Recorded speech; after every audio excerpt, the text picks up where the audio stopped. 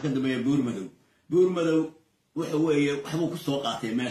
meesha maydkiisa waa in laga qaadaa buur madow sababtoo ah nin xun weeye waa nin afka miishaara. Bismillaahi raxmaani raxiim. halkan waxaa ka hadlaya maxamed axmed maaw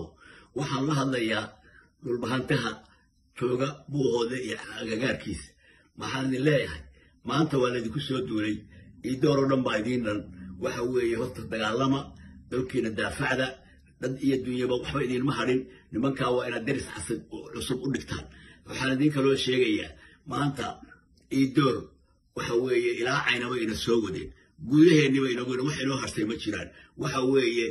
wax aad la hadhaan ma jirto nimankaa deris u dhiga isaaq waa isaaq ma kala hadhin waa isku mid waxa weeye waxaan siyaasad iyo wax kale ka baxan xataa xasan sheekh waa la socdaa dowladdu aanu lisanay waa la socdaa waxba ha u hadhina sideena waxa weeye dagaalama ilaah baa idinla jira gacan culus saara nimankaa deris u dhiga maanta waa ilaa caynaba waa in la wada dagaalkaas inaanu joogsan saasaan idinkula dardaarmaya. waxaan kaloo idiin sheegaya nimankan la yidhahdo garxajis been bay ku sheekeynayaan waxa weeye waxaynu haynaa rag baynu haynaa tol baynu leenahay maanta ogaadeen daaroodoo dhan baanu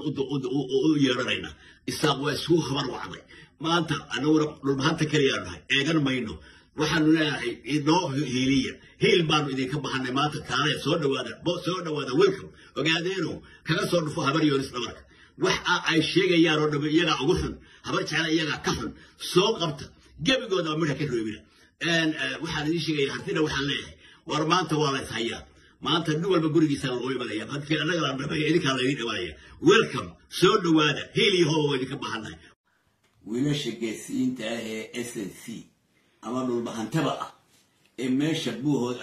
qorlugud jooga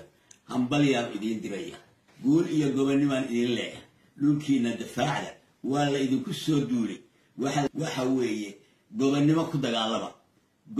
dagaalama cadowga iska daaficiya guul iyo gobonnimaan leenahay waa idinku hambalyeynayna taas waa taa. teeda kale waxaan leeyahay arrintan oo dhan waxa ka dambeeya buur madow wuxuu weeye waxbuu ku soo qaatay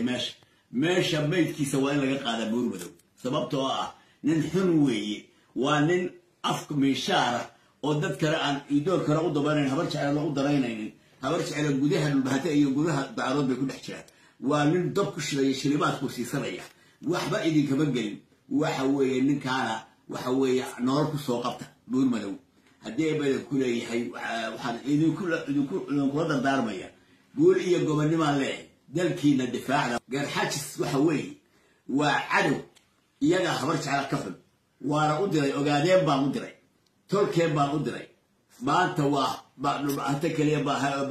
dagaalku ma jireen waxa weeye waxaan u dhawaaqanaynaa mar hore yidhahdeen soo dhawaaqda dhulbahante ay alaa isku filan buu yidhi waar waa idiin baahannahay gool iyo gobonnimaan idin leeyahay daarood oo dhan baan u baahannahay.